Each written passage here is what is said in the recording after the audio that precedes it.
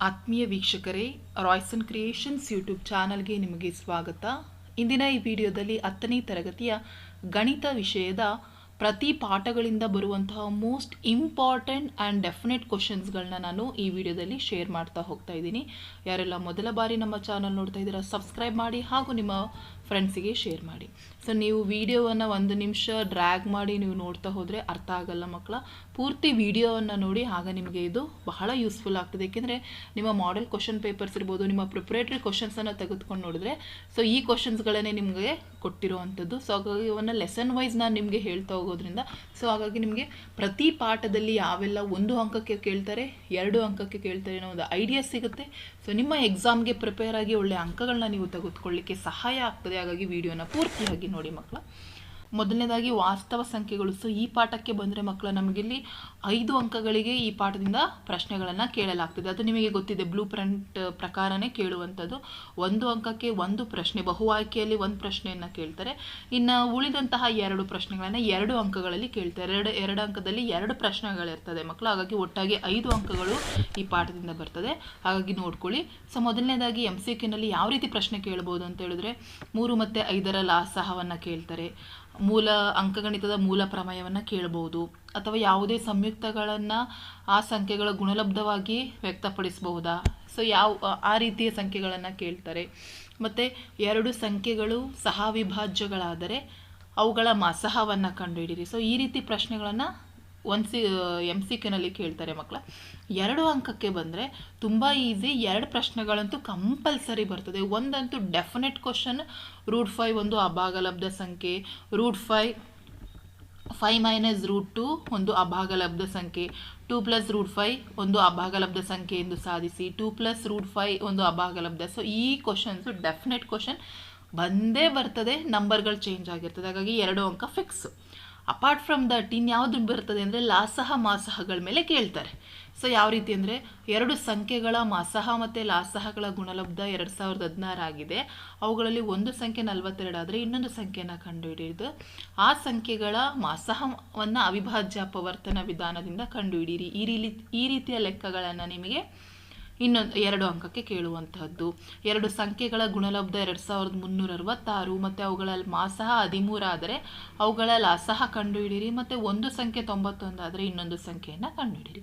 So ನೀವಿಲ್ಲಿ ಏನು ಮಾಡ್ತೀರಾ ಮಕ್ಕಳ, ನಮಗೆ ಗೊತ್ತಿದೆ A × B formula. So A × B = LCM × LHS, ಮಾಸಹ × RHS. So ಇದು ನಮಗೆ ಗೊತ್ತಿದೆ, L × H, ಹೌದಾ. ಸೊ ಈ ಫಾರ್ಮುಲಾವನ್ನು ನೀವು ಬಳಸ್ಕೊಂಡು ಇಲ್ಲಿ ಕಂಡುಹಿಡಿತೀರ. ಸೊ ಹಾಗಾಗಿ ಈ ರೀತಿ ಲೆಕ್ಕಗಳು ನಿಮಗೆ ವಾಸ್ತವ ಸಂಖ್ಯೆಗಳಿಂದ ಕೇಳುವಂಥದ್ದು. ಒನ್ ಮಾರ್ಕ್ಸಲ್ಲಿ ಕೇಳ್ತಾರೆ, ಇನ್ನು 2 ಕ್ವಶನ್ಸು 2 ಅಂಕದಲ್ಲಿ ಕೇಳ್ತಾರೆ. ಒಂದು ಫಿಕ್ಸ್ ಆಗಿ √5 ಒಂದು ಅಭಾಗಲಬ್ಧ ಸಂಖ್ಯೆ, ಅಥವಾ 2 + √3 ಒಂದು ಅಭಾಗಲಬ್ಧ ಸಂಖ್ಯೆ, 5 ಯಾವ ಸಂಖ್ಯೆನಾದ್ರು ಕೊಡ್ಬೋದು. ಬಟ್ ಇದಂತೂ ಫಿಕ್ಸ್ ಆಗಿ ಒಂದು ಕ್ವಶನ್ನು ಇದ್ದೇ ಇರುತ್ತೆ. ಹಾಗಾಗಿ 5 ಅಂಕಕ್ಕೆ ಮಿಸ್ ಮಾಡ್ಕೋಬೇಡಿ. ಬಹಳ ಈಸಿ ಇದೆ ಮಕ್ಕಳ ನಿಮಗೆ ಈ ಒಂದು ಲೆಸನ್. ನೆಕ್ಸ್ಟು ಬಹುಪದೋಕ್ತಿಗಳು. ಸೊ ಈ ಪಾಠದಿಂದಲೂ ಬಂದರೆ ಸಹ ನಮಗೆ 5 ಅಂಕಕ್ಕೇ ಬರುವಂಥದ್ದು ಮಕ್ಕಳ. ಒಂದು ನಿಮಗೆ MCQನಲ್ಲಿ ಇರ್ತದೆ, ಇನ್ನು 2 ಪ್ರಶ್ನೆಗಳು, ಒಂದು 1 ಅಂಕದ ಪ್ರಶ್ನೆಯಲ್ಲಿರುತ್ತೆ, ಇನ್ನೊಂದು 3 ಅಂಕದ ಪ್ರಶ್ನೆಯಲ್ಲಿ ಬರುವಂಥದ್ದು. ಅರ್ಥ ಆಗ್ತಾ ಇದೆಯಾ. ಸೊ MCQಗೆ ಯಾವ ರೀತಿ ಪ್ರಶ್ನೆಯನ್ನು ಕೇಳ್ಬೋದು ಅಂತ ಹೇಳಿದ್ರೆ, ಒಂದು ಗ್ರಾಫನ್ನು ಕೊಟ್ಬಿಟ್ಟು ಇದರಲ್ಲಿ ಎಷ್ಟು ಶೂನ್ಯತೆಗಳಿದೆ, ಅರ್ಥ ಆಗ್ತಾ ಇದೆಯಾ. ಸೊ P(x)ನ ಬಹುಪದೋಕ್ತಿ ಶೂನ್ಯತೆಗಳನ್ನು ಬರೆಯಿರಿ ಅಂತ ಹೇಳಿ ಹೆಚ್ಚಾಗಿ ಕೇಳುವಂಥದ್ದು ನಿಮಗೆ ಶೂನ್ಯತೆಗಳು. ಹಾಗಾಗಿ ಇದನ್ನು ನೋಡ್ಕೊಳ್ಳಿ ಮಕ್ಕಳ. ಸೊ ಶೂನ್ಯತೆ ಬರೆಯೋದು ಬಹಳ easy.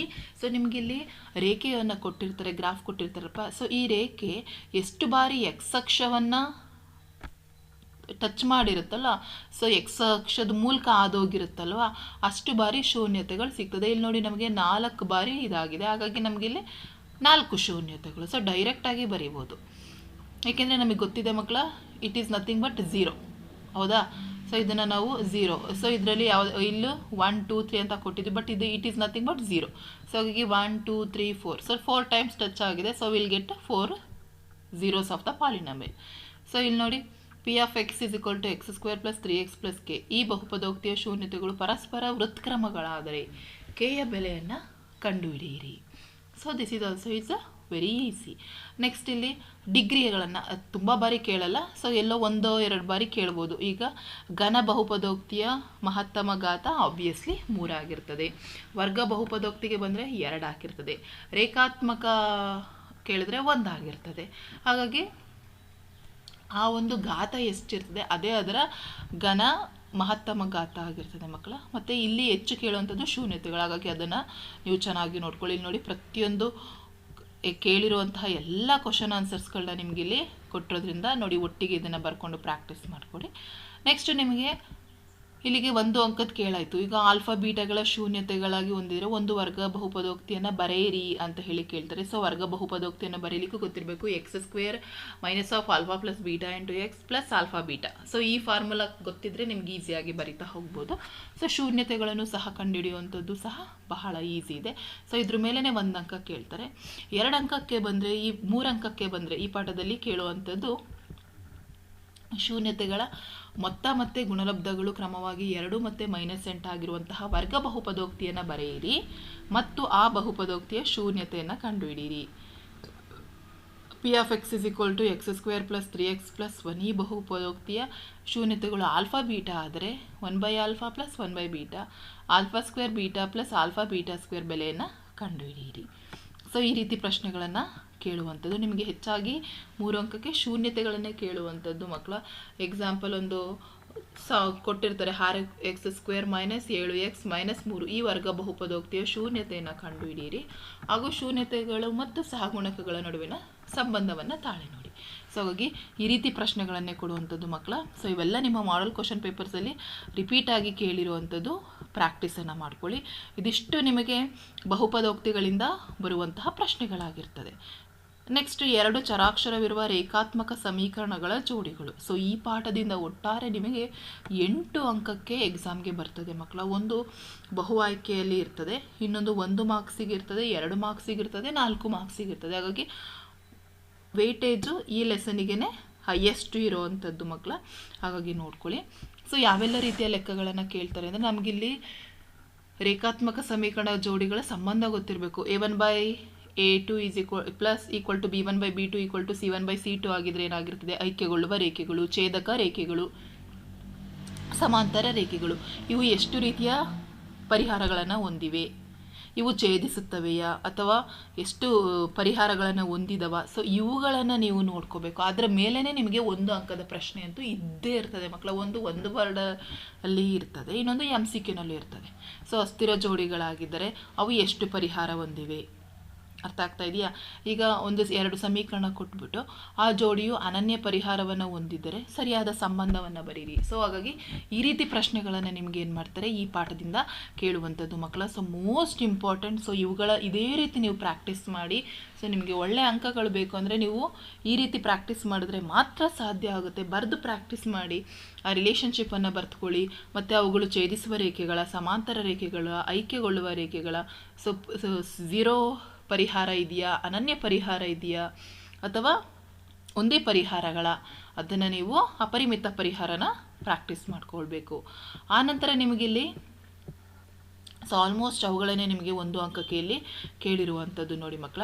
a1x + b1y + c1 = 0, a2x + b2y + c2 = 0 ಈ ರೇಖಾತ್ಮಕ ಸಮೀಕರಣ ಜೋಡಿಯಲ್ಲಿ ಆದರೆ ಸಮೀಕರಣಗಳು ಪ್ರತಿನಿಧಿಸುವ ರೇಖೆಗಳು. ಸೊ ಎಂತಹ ರೇಖೆಗಳನ್ನು ಇವು ಪ್ರತಿನಿಧಿಸ್ತವೆ, ಛೇದಿಸುವ ರೇಖೆಗಳ ಅಥವಾ ಐಕ್ಯಗೊಳ್ಳುವ ರೇಖೆಗಳ ಅಥವಾ ಸಮಾಂತರ ರೇಖೆಗಳ ಅಥವಾ ಲಂಬ ರೇಖೆಗಳ. ಸೊ ಹಾಗಾಗಿ ಈ ಥರದ ಲೆಕ್ಕಗಳನ್ನು ನೀವು ನೋಡ್ಕೊಳ್ಳಿ. ಮತ್ತು 2 ರೇಖಾತ್ಮಕ ಸಮೀಕರಣಗಳ ಜೋಡಿಗಳು ಪ್ರತಿನಿಧಿಸುವ ರೇಖೆಗಳು ಪರಸ್ಪರ ಛೇದಿಸಿದರೆ, ಈಗ ಛೇದಿಸ್ತಾ ಇದ್ದಾವೆ ಅಂತ ಹೇಳಿದರೆ ಅವು ಎಷ್ಟು ರೀತಿಯ ಪರಿಹಾರವನ್ನು ಹೊಂದಿವೆ ನಿಮಗೆ ಗೊತ್ತಿರಬೇಕು ಮಕ್ಕಳ. ಛೇದಿಸುವಂತಹ ರೇಖೆಗಳು ಒಂದೇ ಒಂದು ಅಥವಾ ಅನನ್ಯ ಪರಿಹಾರವನ್ನು ಹೊಂದಿರ್ತವೆ. ಐಕ್ಯಗೊಳ್ಳುವ ರೇಖೆಗಳಲ್ಲಿ ಅಪರಿಮಿತ ಪರಿಹಾರ ಇರ್ತದೆ. ಸಮಾಂತರ ರೇಖೆಗಳಲ್ಲಿ ಯಾವುದೇ ಪರಿಹಾರ ಇರಲ್ಲ. ಇದನ್ನಿಷ್ಟನ್ನು ನೀವು ಕಾನ್ಸೆಪ್ಟ್ ಇಟ್ಕೊಂಡಿರಿ. ಮತ್ತು ನಿಮಗೆ ಗೊತ್ತಿರಬೇಕು, ಛೇದಿಸುವ ರೇಖೆಗಳು ಸ್ಥಿರ ಜೋಡಿಗಳಾಗಿರ್ತವೆ, ಸಮಾಂತರ ರೇಖೆಗಳು ಅಸ್ಥಿರ ಜೋಡಿಗಳು, ಅಪರಿಮಿತ ಇದು ಐಕ್ಯಗೊಳ್ಳುವ ರೇಖೆಗಳೇನಾಗಿರ್ತವೆ ಅಂದರೆ ಅವಲಂಬಿತ ಮತ್ತು ಸ್ಥಿರ ಜೋಡಿಯನ್ನು ಹೊಂದಿರ್ತವೆ. ಹಾಗಾಗಿ ಇದ್ರ ಮೇಲೇ ಕ್ವಶನ್ಸ್ ಕೇಳೋದ್ರಿಂದ 2 ಅಂಕಕ್ಕೆ ಬರೋದ್ರಿಂದ ಅವುಗಳನ್ನು ನೋಡ್ಕೊಳ್ಳಿ.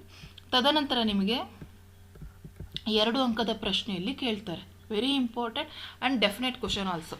ಕೊಟ್ಟಿರುವಂತಹ ರೇಖಾತ್ಮಕ ಸಮೀಕರಣಗಳ ಜೋಡಿಯನ್ನು ಸೂಕ್ತ ವಿಧಾನದಿಂದ ಬಿಡಿಸಿ ಅಥವಾ ವರ್ಜಿಸುವ ವಿಧಾನದಿಂದ ಬಿಡಿಸಿ. ಸೊ ಫಿಕ್ಸ್ ಕ್ವಶನ್ ಮಕ್ಕಳ. ಇಲ್ಲಿ ನಿಮಗೆ ಸಮೀಕರಣಗಳಷ್ಟೇ ಚೇಂಜ್ ಆಗ್ಬೋದು. ಅರ್ಥ ಆಗ್ತಾ ಇದೆಯಾ? ಹಾಗಾಗಿ ನೋಡ್ಕೊಳ್ಳಿ. ಸೊ ಹೆಚ್ಚಾಗಿ ನಿಮಗೆ ವರ್ಜಿಸುವ ವಿಧಾನವನ್ನೇ ಕೇಳ್ತಾ ಇದ್ದಾರೆ, ಹಾಗಾಗಿ ಅದನ್ನೇ ಪ್ರಾಕ್ಟೀಸ್ ಮಾಡ್ಕೊಳ್ಳಿ. ಮತ್ತು ಸಮ್ಟೈಮ್ಸ್ ಏನು ಮಾಡ್ತಾರೆ ಅಂತ ಹೇಳಿದರೆ, ನಿಮಗೆ ಕೊಟ್ಟಿರೋದಿಲ್ಲ ಇದೇ ವಿಧಾನ ಅಂತ. ಸೊ ನೀವಾಗಿ ಯಾವ ವಿಧಾನನೂ ಬೇಕಾದರೂ ನೀವಲ್ಲಿ ಮಾಡ್ಬೋದು. ಹಾಗಾಗಿ ಮೋಸ್ಟ್ ಇಂಪಾರ್ಟೆಂಟ್ ಕ್ವಶನ್ ಆಗಿರ್ತದೆ ಮಕ್ಕಳ ವರ್ಜಿಸುವ ವಿಧಾನ. ಪ್ರಾಕ್ಟೀಸ್ ಮಾಡ್ಕೊಳ್ಳಿ. ನೆಕ್ಸ್ಟ್ 4 ಅಂಕಕ್ಕೆ ನಿಮಗೆ ಬರುವಂತಹ ಮೇನಲ್ಲಿ ಕೇಳುವಂಥ ಪ್ರಶ್ನೆ, ಕೊಟ್ಟಿರುವ ರೇಖಾತ್ಮಕ ಸಮೀಕರಣಗಳ ಜೋಡಿಯ ನಕ್ಷೆಯ ವಿಧಾನದಿಂದ ಬಿಡಿಸಿ. ಸೊ ಇಲ್ಲಿ 2 ಸಮೀಕರಣ ಕೊಟ್ಟಿರ್ತಾರೆ. ಸೊ ನೀವು ಇಲ್ಲಿ ಎಕ್ಸಿಗಾದರೂ ಬೆಲೆ ಕೊಡಿ, ವೈಗಾದರೂ ಬೆಲೆ ಕೊಟ್ಕೊಳ್ಳಿ ಮಕ್ಕಳ. ಸೊ ಬೆಲೆ ಕೊಟ್ಟಾಗ ನಮಗೊಂದು ಟೇಬಲ್ ಬರುತ್ತೆ. ಈ ರೀತಿ ನೀವು ಪ್ರತಿ ಸಮೀಕರಣಗಳಿಗೂ ಸಹ ಈ ರೀತಿ ಎಕ್ಸ್ ಮತ್ತು ವೈ ಅಂತ ಹೇಳಿ ಬರೆದು, ಎಕ್ಸಿಗೆ 0 ಕೊಟ್ಟರೆ ವೈ ಬೆಲೆ ಎಷ್ಟು ಬರ್ತದೆ, ವೈಗೆ 0 ಕೊಟ್ಟರೆ ಎಕ್ಸ್ ಬೆಲೆ ಎಷ್ಟು. ಸೊ ಈ ರೀತಿ ಟೇಬಲ್ ಬರೀರಿ. ಇದಕ್ಕೇ ಅಂಕಗಳಿರ್ತದೆ. 2 ಸಮೀಕರಣಕ್ಕೂ ಒಂದೊಂದು ಟೇಬಲನ್ನು ಈ ರೀತಿ ಬರೆದುಬಿಟ್ಟು ತದನಂತರ ನೀವೇನು ಮಾಡಬೇಕು, ಗ್ರಾಫನ್ನು ಹಾಕಬೇಕಾಗುತ್ತೆ. ಈ ರೀತಿ ಗ್ರಾಫ್ ಬರೆದು ಫಸ್ಟ್ ನೀವು ಪ್ರಮಾಣವನ್ನು ಎಕ್ಸ್ ಅಕ್ಷದಲ್ಲಿ ಏನು ತೊಗೊಂಡಿದ್ದೀರಾ, ವೈ ಅಕ್ಷದಲ್ಲಿ ಏನು ತೊಗೊಂಡಿದ್ದೀರಾ ಅದನ್ನು ಬರೆದು ಆನಂತರ ನೀವು ಮಾರ್ಕ್ ಮಾಡಿ ಪ್ರತಿಯೊಂದು ನಿರ್ದೇಶಾಂಕಗಳನ್ನು ಬರೆದು ಬಿಟ್ಟು ಅಲ್ಲಿ ಛೇದನ ರೇಖೆ ಬರ್ತಿದೆ ಯಾವುದು ಕರೆಕ್ಟಾಗಿ ಹಾಕ್ಬಿಟ್ಟು ವ್ಯಾಲ್ಯೂಸ್ ಎಷ್ಟು ಅಂತ ಬರೆದ್ರೆ ನಿಮಗೆ ಪೂರ್ತಿಯಾಗಿ 4 ಅಂಕ ಸಿಗುತ್ತೆ ಮಕ್ಕಳ. ಸೊ ಆಲ್ರೆಡಿ ಇದರ ವೀಡಿಯೋಸ್ ಎಲ್ಲ ಮಾಡಿದ್ದೀವಿ, ನೋಡ್ಕೊಳ್ಳಿ. ನೆಕ್ಸ್ಟ್ ಅಗೇನ್ ನಾನು ಪಾಸಿಂಗ್ ಪ್ಯಾಕೇಜನ್ನು ಸಹ ನಿಮ್ಮ ಜೊತೆ ಶೇರ್ ಮಾಡ್ತೀವಿ. ಸೊ ಇಷ್ಟು ಪ್ರಶ್ನೆಗಳನ್ನೇ ಓದ್ಕೊಳ್ಳಿ ಮಕ್ಕಳ. ಇದರಲ್ಲೇ ನಿಮಗೆ ಯಾವುದಾದ್ರೂ ಒಂದು ನಂಬರ್ ಸ್ಟೇಟ್ ಮಾಡಿ ಕೊಟ್ಟಿರ್ತಾರೆ. ಹಾಗಾಗಿ ವೆರಿ ಇಂಪಾರ್ಟೆಂಟ್ ಮಕ್ಕಳ.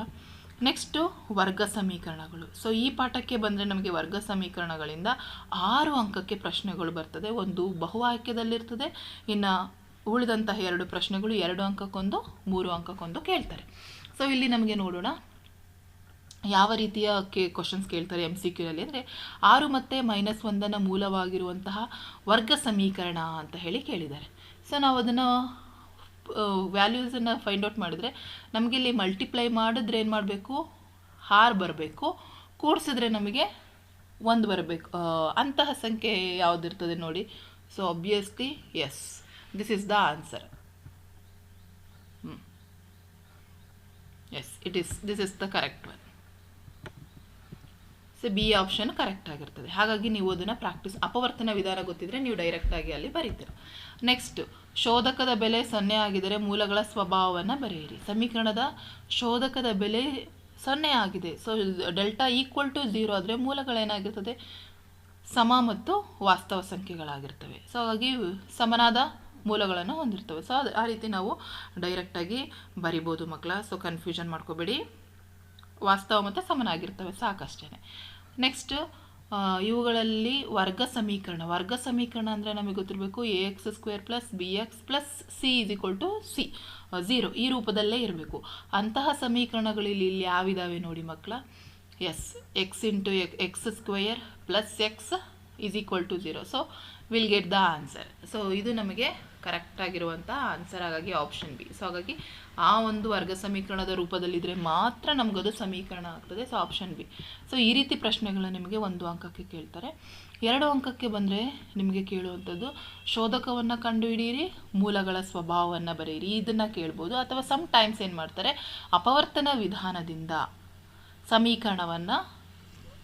ಸಮೀಕರಣದ ಮೂಲಗಳನ್ನು ಕಂಡುಹಿಡಿಯಿರಿ ಅಂತ ಕೇಳ್ತಾರೆ. ಹಾಗಾಗಿ ಇದೇ ಪ್ರಶ್ನೆ ಅಂತ ಅಲ್ಲ, ಯಾವ್ದು ಬೇಕಾದರೂ ಕೇಳ್ಬೋದು. ಈಗ ಇಲ್ಲಿ ನೋಡಿ ಕೇಳಿದ್ದಾರೆ 2x² + 3x - 7 = 0 ಈ ವರ್ಗ ಸಮೀಕರಣದ ಶೋಧಕವನ್ನು ಕಂಡುಹಿಡಿಯಿರಿ ಮತ್ತು ಮೂಲಗಳ ಸ್ವಭಾವವನ್ನು ತಿಳಿಸಿ. ಸೊ ಶೋಧಕ ಬರೆದುಕೊಂಡು a ಮತ್ತು b c ವ್ಯಾಲ್ಯೂಸ್ ತಗೊಂಡು ಡೆಲ್ಟಾ = b² - 4ac ವ್ಯಾಲ್ಯೂಸನ್ನು ಹಾಕಿ ಸಾರ್ಟ್ ಔಟ್ ಮಾಡಿದರೆ ಡೆಲ್ಟಾ = 0 ಬರ್ತದ, > 0 ಬರ್ತದ, <0 ಬರ್ತದ. ನೋಡಿ = 0 ಆದರೆ ವಾಸ್ತವ ಮತ್ತು ಸಮ, <0 ಅಂತ ಹೇಳಿದ್ರೆ ಮೂಲಗಳನ್ನೇ ಹೊಂದಿಲ್ಲ, <0 ಅಂತ ಹೇಳಿದ್ರೆ ವಾಸ್ತವ ಮತ್ತು ಭಿನ್ನವಾಗಿವೆ ಅಂತ ಹೇಳಿ ನಾವು ಬರಿಬಹುದು.